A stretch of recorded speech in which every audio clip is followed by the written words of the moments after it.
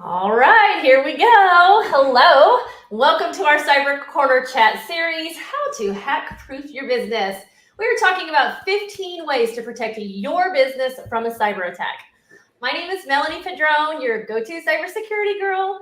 I'm also the Director of Business Development here at IT Architects. We're a veteran-owned and operated MSP, a managed services provider with a security-first mindset, which is just one of the things that makes us a little different from some of the other IT shops out there. We focus heavily on proactive cybersecurity to help businesses minimize and avoid damage from cyber attack. As always, I'm joined by our resident cybersecurity super sleuth, Marcus Trasher. He's also our cybersecurity officer. Marcus, how are you today? I'm doing great, Melanie. I'm excited for today's conversation for sure. I know, it's a good one. It's a good one. Well, and actually, we've made it to the halfway point in this series. We're in the 8th week of this, series here that has actionable steps businesses can take to protect themselves from cyber attacks. And each week, we've been discussing one of the 15 topics. Let me just add this up to the stage here. There we go. So, each week we've been talking about one of these 15 topics. And if anybody has missed any of those, you can just scroll back up through our page or through our feed and you can watch them on the replay. This week, as Marcus alluded to, we're talking about the dark web and how to know what information has been posted on the dark web and how that can help you be proactive in preventing data breaches. Before we get started, though, if you know me, I like to bring just a little bit of humor, a little bit of personality to these deep techie subjects. Poor Marcus knows right now what's coming to you, Marcus. Let's go. I'm always ready. That's right. It's time for our cyber joke of the week. So here we go. Why did the hacker avoid the dark web on the weekends? Tell me. Because there's always something shady going on. He wants the sun on the weekends. Yeah. I thought that was funny. Yeah. All right. Well, let's get into it. We talk a lot, obviously, about breaches and their consequences. And one of the more common outcomes of a breach is that stolen information ends up on the dark web. But what exactly is the dark web? Before I got into cybersecurity, it just sounded so dramatic and like something from a fictional book or a movie or I don't know. But I know now, after being in cybersecurity for over a year, that the dark web is a real thing. It is a legitimate black market where drugs, weapons, personally identifiable information, stolen social media accounts, just about anything can be purchased. So, Marcus, can you help us understand in a little bit more technical way, what is this dark web? What's it all about? Yes. The big, scary dark web. Yes.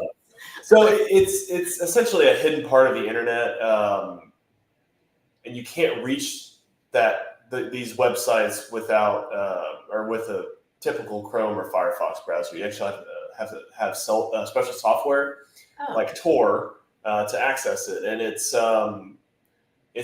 sometimes it actually is used for legitimate reasons, protecting free speech, oppressive regimes, but also it's infamous, like you mentioned, to illegal activities, drugs, weapons, stolen personal data. And it is just kind of the shady back alley of the internet, hidden from plain sight. So all those things you say are true. It can be used for legitimate uses, but yes, it's also, so mysterious, this unregulated part of the internet that criminals use. I mean, can you see why I thought it sounded like this fictional movie or book? Yeah, yes. But it's not fiction. We say it all the time. Things have changed. And, in today's digital age, cybersecurity, including dark web monitoring, it's vital. You have to do it. So I wanted to ask about that software you mentioned. Did you call it Tor? What is that? And are you saying that anyone can access the dark web with it? Yes. So it's called Tor. It's a special browser, and it stands for the Onion Router. The what? The Onion Router. Okay. So you can think about it as layers to the onion, right? So it is protecting your IP from the end website. Okay. Whereas like if you connect to a regular website, it's going to see where you're coming in from. So it uses multiple connection relays to keep that connection as private as possible. It's free and simple to download. And it's also not illegal to download. Okay. As long as you're not using it for criminal purposes. Okay. However, you definitely need to know what you're doing if you are going to access, a dark website, because without additional protections, you might be setting yourself up to be hacked, just by accessing it. So be cautious. I don't want to go in that dark alley of the internet. Like, that doesn't sound like something I want to do. Yeah. Okay. So when a breach happens, data's stolen, right? And it's put for sale on the dark web. So it's not just like that one cyber criminal that we need to be worried about. It's potentially like hundreds or thousands from around the world that could be purchasing our information and then using it in other crimes, right? Yeah, I mean, it's just another way that they can monetize your information. So whether they can hold it for ransom with the company that it was breached from, or they can resell that data to other bad actors around the world. You said it. The criminal business model has been commoditized. It is profitable to be a criminal these days. Why? Okay, so why can't the police or law enforcement just shut it down and arrest the bad guys? If we know it's there, if we know criminal activity is happening, why don't the police just go shut it down? Yeah, I mean, it's built around anonymity, so it's very easy, or it's very difficult to shut down because it's like playing whack-a-mole essentially. So it's a decentralized network. You can't pinpoint exactly where these sites are being hosted, and in some instances, law enforcement is able to track people, right? If through their own methods, but it's much more difficult than just your typical tracking. Yeah. And then the users and the site operators have heavy encryption, again, just to stay anonymous. And even if one site goes down, typically you'll see that site pop up elsewhere. And so it's just a constant moving target. And the nature of the dark web is to resist shutdowns in general. It's crazy to me. If it's so elusive, how does a company even begin to effectively monitor the dark web so they can protect their information? I mean, can they do it on their own? Does it take special tools, special skills? That's wild. Yeah, I mean, it's a great question. Monitoring the dark web is it's a challenge because of everything we mentioned. It's anonymized, encrypted, and then to even track something or find that data, you have to have specialized skills to interpret everything that you're going through. So companies could potentially develop those capabilities in-house. You can invest in cybersecurity experts who would be versed in dark web operations, or you could partner with a third-party cybersecurity firm that has dedicated teams and tools to comprehensively monitor the dark web for breaches. And then, I mean, either way, having those resources is going to be important, and it's critical for effectively scrutinizing those dark web activities so that you can protect your sensitive information and make sure that you don't end up on the dark web to be breached multiple times. Yeah,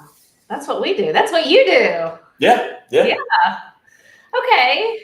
So I like that part about partnering with an expert. So we know that there's this dark web marketplace where criminals buy and sell information that they use in cyber attacks and criminal activities. And we know there are people and services that scan and monitor it for breached data. So talk to us about how monitoring benefits a company. What good does that do to a company? If we know the stuff is out there, we're going to monitor. So it's going to improve the company's ability to protect sensitive information, maintain customer trust, because essentially we know that breaches are going to happen. It's just a matter of when and then knowing when they happen, that you can identify what has been breached is important. So, it's going to detect things like early or detect threats early and proactively, which could help identify that compromised data before it's actually exploited. You could also, or it will also enable a quick response when threat is detected. So if it's like a password was breached, you know what the password was or the password hash, and then you can make sure that you change those passwords. And then continuing monitoring for threats improves the overall cybersecurity posture of a company, and addressing breaches quickly can help prevent reputational damage as well. But it's tough. I mean, companies are getting breached left and right. Yeah. We all have our personal data out on the dark web, so it's kind of, I mean, I was going to say annoying, but it's more than annoying. It's just, it doesn't feel good to know that your data could be out there. But monitoring is going to help. It's going to give you the information that you need to know what is already out there. Yeah, it's definitely overwhelming. Sometimes it feels like a losing battle, but that's why I love what we do, because we're the good guys. And so I do feel like kind of a little superhero-ish, I guess. You mentioned, I wanted to talk about this. You mentioned the benefit of early threat detection. And, we always say timing is everything when it comes to a cyber attack. And we've even, as an MSP, we see that firsthand. It really does make all the difference between what might be this huge disaster, like an explosion, right? Versus a minor loss where we're able to, so cliche in our industry, but minimize the blast radius. Because we got to it before it got too big and too quick. So, the faster we detect an incident, the sooner we can contain it and then eliminate it, right? Yeah. Yeah. Yeah. So that, and you could have that same approach the quicker you have that information, the quicker you can respond. Yes, exactly. All right. One last question. Is there anything that, so we've talked about businesses, but, I can just think in the past few months, AT&T, Frontier Internet, and my mortgage company, all my data's out there. They've all been compromised. My stuff is out there. What can an individual do to protect themselves? Is there anything, or is this, Yeah, I mean, there's always things, obviously, that you can do to protect yourself. Having, and we talk about it all the time, but strong, unique passwords for all of your accounts. Because if one of your accounts gets breached, and you reuse that password, then that you can basically consider all of your other accounts as breached as well, because this can be easily reused. Got to have that password manager to manage all that. Got to have that password manager. It's going to, help you in a variety of ways. You can also freeze your credit with the major credit agencies, so that if something like your social security number, something gets breached, then you can lock those down, so new accounts can be opened in your name unless you unfreeze it. Which is really easy. I thought that was going to be a pain. I was like, if I freeze my credit, and if I want to apply for something, I thought it was going to be a pain. But it's literally you go to the site and it's one click. One click. It's free. They set that up to help people out. And then lastly, you can work with your company's IT department to learn how they might help monitor your information, whether it's your personal information, your business information. So that if it is found on the dark web, you'll be the first to know. Yeah, because if a person is compromised, they could also compromise the business, because we know that people use their same personal passwords, their business passwords. We know that sometimes people use their business computer to do personal, tasks and things. Yeah. So definitely. I mean, it's in the interest of the company to protect their people. Absolutely. Yeah, I agree. Okay, so my takeaway today on this topic is dark web monitoring is a critical component of a strong cybersecurity strategy. You said cybersecurity posture. That's perfect. And by continuously monitoring or partnering with an MSP who can do it for them, businesses can make really big strides in protecting themselves from these ever-evolving threats that are coming in new and stronger every day. And the criminals certainly aren't slowing down, so we can't either. That's my big takeaway from today. Yeah. Yeah. You have anything else to add before we talk? There's this hack of the week I want to talk to you about today. Oh yeah. Okay. Let's move into that. That's great. Okay, so next section, hack of the week. We discussed it here in our company this week. There's this ongoing social engineering campaign. It's been linked to Black Basta ransomware group. And here's my take on it, and then you tell me what you think. So basically, a criminal, a threat actor, is overwhelming a user's email with just a massive amount of spam and junk. It was interesting to me that the emails themselves aren't malicious. It's just the sheer volume of them that's enough to overwhelm the email protection system, like Proofpoint or whatever would normally stop spam from getting through to the email. But because of the volume, the emails are actually making it to the user's inbox. Is that right so far? Yes. Okay. So here's where the social engineering comes in. The criminal calls the user and they're pretending to be like a member of the organization's IT team, for example, reaching out to offer support for the email issues. And they then tell the user, can I remote into your computer? Just download this quick software, whatever, maybe AnyDesk or something like that. Just download this, I'll remote in and I'll fix your problem. Like literally, that's how my IT guys fix my stuff all the time. Mm-hmm. So it's using legitimate emails, it's using legitimate remote software, but they're posing as the IT group. So once the connection is established, right, boom, they're in, and they can begin to download payloads or they can get user credentials. And, if they're not successful with the first person, they're just moving on to the next. It's like this just volume, this numbers game. Yep. And it's so hard. Like, this is so tricky to me. If someone called me and said, "Hey, Melanie, it's your help desk guy. I noticed you have this big email problem. You need me to help you out?" I would be like, "Oh yeah, thanks, man." Mm-hmm. Like what's going on here? Yeah, this came off to me as a very sophisticated attack. Just the amount of research that had to go into this to know the specific targets that or the groups of individuals at a specific company that they would have to have obviously information on how to reach them, their emails and then their phone numbers, and then knowing potentially what software their help desk use and things like that. So very sophisticated attack. I think it was unclear, like from the report that we read, if like the bad actors were ever able to succeed with deploying ransomware, if that was their ultimate goal, or if they had some other goal in mind, like setting up persistence or, making it so that they could come back and deploy something later on. But just the social engineering. Yeah, sorry, go ahead. Well, you had to tell me what that meant earlier. So, because I was like, well, if they're not getting ransomware, what's the point? How are they? So they could take the credentials and then they could use them in any other form of a crime, any other fraudulent activity.